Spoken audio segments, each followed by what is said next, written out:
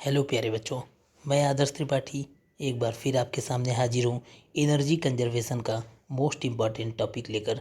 Transmission of electricity. बिजली कैसे generate होती है, बिजली कैसे ट्रांसमिट होती है और बिजली कैसे डिस्ट्रीब्यूट होती है। ये एक बड़ा ही साधारण सा सवाल है, पर इसका जवाब थोड़ा सा टेढ़ा मेढ़ा है। अगर साधारण शब्दों में कहा जाए तो बिजली हमारे पास तक कैसे पहुंचती है, ये जनरेशन, ट्रांसमिशन और डिस्ट्रीब्यूशन सिस्टम, तीनों पार्ट को मिलाकर इसका उत्तर दिया जा सकता है। जी हाँ, तो चलिए स्टार्ट करते हैं। जनरेशन ऑफ इलेक्ट्रिसिटी, विद्युत उत्पन्न कैसे होता है। तो विद्युत उत्पन्न इतना तो सिंपल भाषा में सब जानते हैं कि पावर प्लांट जहाँ पर होते हैं वहाँ पे विद्युत का उत्पादन किया जाता है। पावर प्लांट के तीन बेसिक पार्ट्स होते हैं। पहला होता है बॉयलर, दूसरा टरबाइन और तीसरा जनरेटर। इन तीनों को मिला दिया जाए तो पावर प्लांट स्थापित हो जाता है। जी हाँ, बॉयलर का काम क्या होता है। बॉयलर पानी को गर्म करता है और पानी भाप बनकर ऊपर उठने लगता है। जी हाँ, बॉयलर का काम है कि वाटर से स्टीम प्रोड्यूस करना। ये पानी को गर्म करेगा और वो स्टीम बनकर ऊपर की ओर उठने लगता है। बॉयलर के स्टीम या वेपर टरबाइन के ब्लेड से टकराते हैं और टरबाइन के ब्लेड रोटेट करने लगते हैं या घूमने लगते हैं। घूमने का मतलब यहाँ पर क्या है। घूमने का मतलब यहाँ पर है कि उनके अंदर एक एनर्जी जनरेट होती है और रोटेट करने वाली एनर्जी कौन सी होती है, काइनेटिक एनर्जी। जी हाँ, यहाँ पर एनर्जी हमने जनरेट कर ली। बॉयलर से स्टीम बना, स्टीम टकराया टरबाइन के ब्लेड से और टरबाइन के ब्लेड रोटेट हुए, जहाँ से एनर्जी जनरेट हुई वो कौन सी एनर्जी है, काइनेटिक एनर्जी। अब रोटेशनल मोशन के साथ साथ ये जो टरबाइन के ब्लेड होते हैं ये आर्मेचर कॉइल से कनेक्ट होते हैं। आर्मेचर कॉइल से कनेक्ट होते हैं जो कि एसी जनरेटर में होता है। जी हाँ, अल्टरनेटिंग करंट एसी जनरेटर में एक आर्मेचर कॉइल होता है जो टरबाइन के ब्लेड से कनेक्ट होता है। जैसे जैसे टरबाइन के ब्लेड रोटेट करते हैं ये आर्मेचर कॉइल भी रोटेट करता है और आर्मेचर कॉइल के रोटेट करने से मैग्नेटिक फ्लक्स या मैग्नेटिक फील्ड जनरेट होती है। इसी मैग्नेटिक फ्लक्स या फील्ड के जनरेट होने से यहाँ पे अल्टरनेटिंग करंट बनता है। और ये कौन सा नियम है, बिल्कुल सही, ये फैराडे का नियम है। फैराडे के लॉ के अनुसार कि मैग्नेटिक फ्लक्स या मैग्नेटिक फील्ड जनरेट होने से वहाँ पे अल्टरनेटिंग करंट प्रोड्यूस होगा। अब दो चीज़ें तो क्लियर हो गई। पहली ये कि जनरेटर का प्रिंसिपल क्या होता है। जनरेटर का प्रिंसिपल होता है कि ये मैकेनिकल एनर्जी को इलेक्ट्रिकल एनर्जी में कन्वर्ट करती है। और टरबाइन के अंदर रोटेशन के कारण काइनेटिक एनर्जी आई थी जो एक प्रकार की मैकेनिकल एनर्जी है, जिसे एसी जनरेटर के माध्यम से इलेक्ट्रिकल एनर्जी में कन्वर्ट कर दिया गया। अब इस इलेक्ट्रिकल एनर्जी से विद्युत उत्पन्न हुई। वो विद्युत उत्पन्न हुई 11 किलो वोल्ट पे। जी हाँ, 11,000 वोल्ट या 11 किलो वोल्ट, बिल्कुल सही सुना आपने। लेकिन सवाल ये उठता है कि ये 11 किलो वोल्ट या 11,000 वोल्ट पर ही क्यों उत्पादन किया जाता है। तो इसका सिंपल सा जवाब है बड़ा। पहला ये कि अगर हम 11,000 वोल्ट से लो वोल्टेज पर उत्पादन करें विद्युत का तो करंट की वैल्यू ज़्यादा रहेगी। आपने पहले पढ़ रखा है, induced EMF is inversely proportional to current. मैंने ही पढ़ाया है आपको अपनी पुराने इस वीडियो में।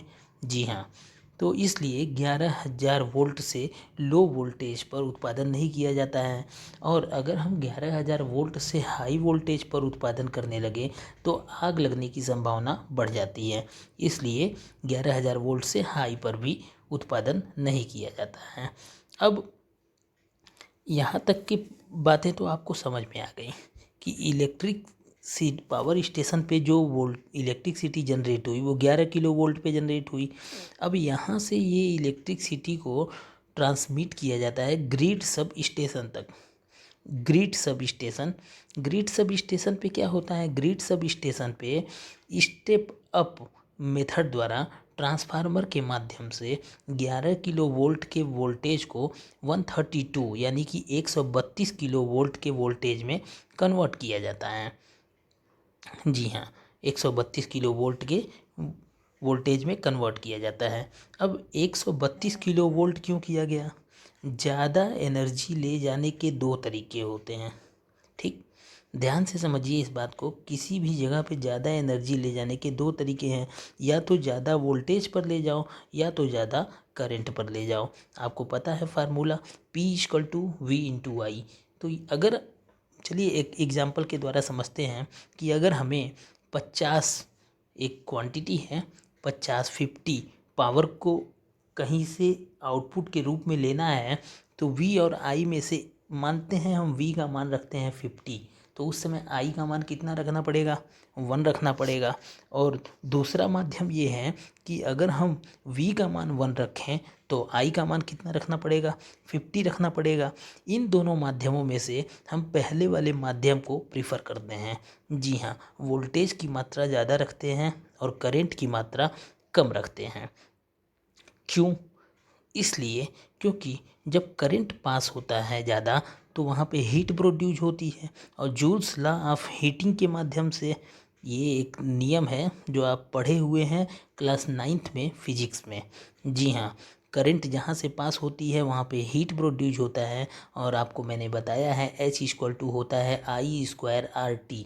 मतलब I का मान जितना ही ज़्यादा होगा, हीट लॉस उतना ही ज़्यादा होगा। तो हीट लॉस को रिड्यूस करने के लिए या हीट लॉस न उत्पन्न हो, इसके लिए हम मैक्सिमम वोल्टेज वाले को प्रेफर करते हैं, न कि मैक्सिमम करंट वाले को। जी हाँ, अब हम चलते हैं आगे। ग्रिड सब स्टेशन पे हमें 132 वोल्ट की इलेक्ट्रिसिटी मिल गई है। यहाँ से अब हम जाते हैं मेन सब स्टेशन पे। जब हम मेन सब स्टेशन पे पहुँचते हैं तो यहाँ पे 132 किलो वोल्ट से 33 किलो वोल्ट में हम कन्वर्ट करते हैं अपनी इस इलेक्ट्रिसिटी को। चूँकि इस हाई वोल्टेज से लो वोल्टेज में कन्वर्ट कर रहे हैं, तो यहाँ पे जो मेथड यूज होगा वो स्टेप डाउन होगा। ट्रांसफार्मर के माध्यम से 132 किलो वोल्ट को 33 किलो वोल्ट में हम कन्वर्ट कर देते हैं। जी हाँ, अब इस 33 किलो वोल्ट की इलेक्ट्रिसिटी को हम दो पार्ट में तोड़ते हैं। इसका कुछ पोर्शन तो चला जाता है हैवी इंडस्ट्रीज़ को, जैसे ऑटोमोबाइल सेक्टर हो गया, या बड़ी बड़ी इंडस्ट्रीज जिन्हें 33 किलो वोल्ट के इलेक्ट्रिसिटी की ज़रूरत होती है। वो सरकार द्वारा उसका अलग से पास बनवाई रहते हैं, अलग से मान्यता लिए रहते हैं। उसी हिसाब से उनका बिजली का बिल आता है, उसी हिसाब से वो इलेक्ट्रिसिटी टैक्स देते हैं। इसलिए 33 किलो वोल्ट की कुछ सप्लाई बड़ी बड़ी इंडस्ट्रीज अपने पास रख लेती हैं, तथा बची हुई 33 किलो वोल्ट की जो इलेक्ट्रिसिटी है वो पहुंचती है इंटरमीडिएट सब स्टेशन पर। जी हाँ, इंटरमीडिएट सब स्टेशन पर क्या किया जाता है, इंटरमीडिएट सब स्टेशन पर इस 33 किलो वोल्ट की सप्लाई को 11 किलो वोल्ट की सप्लाई में कन्वर्ट किया जाता है। अब चूँकि दोबारा यहाँ पर हाई वोल्टेज से लो वोल्टेज में कन्वर्ट किया जा रहा है, तो हम ट्रांसफार्मर के माध्यम से स्टेप डाउन मेथड का यूज करते हैं और 33 किलो वोल्ट को 11 किलो वोल्ट में कन्वर्ट कर देते हैं। अब यहाँ पर दो बातें होती हैं। जो ये 11 किलो वोल्ट की इलेक्ट्रिसिटी हमें मिल रही है, कि इसका कुछ पोर्शन लाइट इंडस्ट्रीज, मतलब छोटे छोटे ऐसे इंडस्ट्रीज जिन्हें 11 किलो वोल्ट की सप्लाई की ज़रूरत होती है, वो यूज करते हैं, तथा बचा हुआ 11 किलो वोल्ट पहुँच जाता है सिटी सब स्टेशन पर। जी हाँ, अब सिटी सब स्टेशन पर क्या होता है, सिटी सब स्टेशन पर 11 किलो वोल्ट की ये जो लाइट है हमारी, ये कन्वर्ट होती है 220 वोल्ट में। जी हाँ, 11 किलो वोल्ट की लाइट 220 वोल्ट में कन्वर्ट होती है। किस मेथड से, बाई स्टेप डाउन। किसके माध्यम से, ट्रांसफार्मर के माध्यम से। 220 वोल्ट की ये जो इलेक्ट्रिसिटी यहाँ पे प्रोड्यूस हुई, यही इलेक्ट्रिसिटी हम अपने घरों में यूज करते हैं। क्योंकि आपको पता है कि भारत में जितने भी इलेक्ट्रिक अप्लायंसेज बनते हैं उन सब में 220 वोल्ट स्टैंडर्ड माना गया है भारत सरकार के द्वारा। तो यहाँ पर जितनी भी बिजली की उपभोग करने वाली चीज़ें हैं उनमें 220 वोल्ट को स्टैंडर्ड माना गया है, इसीलिए सप्लाई भी हमारे घरों में 220 वोल्ट की ही दी जाती है। अब ये 220 वोल्ट की सप्लाई हमारे घर तक पहुँच गई। जी हाँ, यहाँ के बाद ट्रांसमिशन का काम ख़त्म हो गया। पहला काम था जनरेशन। जनरेशन आपने पढ़ा था बॉयलर, टरबाइन और जनरेटर के माध्यम से। उसके बाद आपने पढ़ा कि आप चले गए क्या कहते हैं ट्रांसमिशन में आप पहुँचे अलग अलग सब स्टेशंस पे, जहाँ पर स्टेप डाउन और स्टेप अप के माध्यम से कन्वर्ट होते हुए इंडस्ट्रीज़ को देते हुए हमारे घरों तक जितनी भी ज़रूरत थी 220 वोल्ट की सप्लाई हमारे घर तक पहुंच गई।